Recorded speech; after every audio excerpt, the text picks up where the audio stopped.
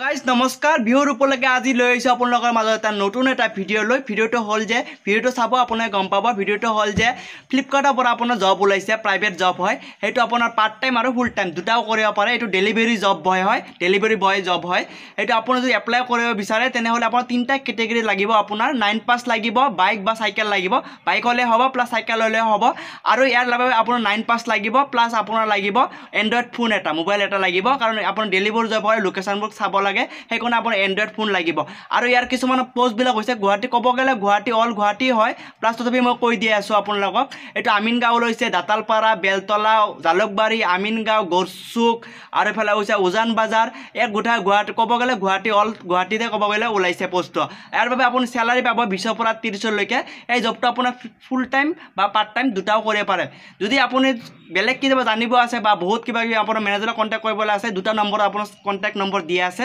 স্ক্ৰীনত আপুনি দুটা কণ্টেক্ট কৰি ল'ব আৰু ভালকৈ সুধি ল'ব কেনেকুৱা কাম কি আছে সব কাৰণ মই ভিডিঅ'টো বনাইছোঁ এইটো ভিডিঅ'টো আপোনালোকক অলপ জনাবৰ কাৰণে যে গুৱাহাটীতে পোষ্ট এটা ওলাইছে সেইটো কাৰণে মই ভিডিঅ'টো বনাইছোঁ যদি ভিডিঅ'টো ভাল লাগে প্লিজ ছাবস্ক্ৰাইব আৰু আপোনাৰ লাইক কৰি থ'ব আৰু নতুন ভিডিঅ' আপোনালোকৰ মাজত দি থাকিম বাই বাই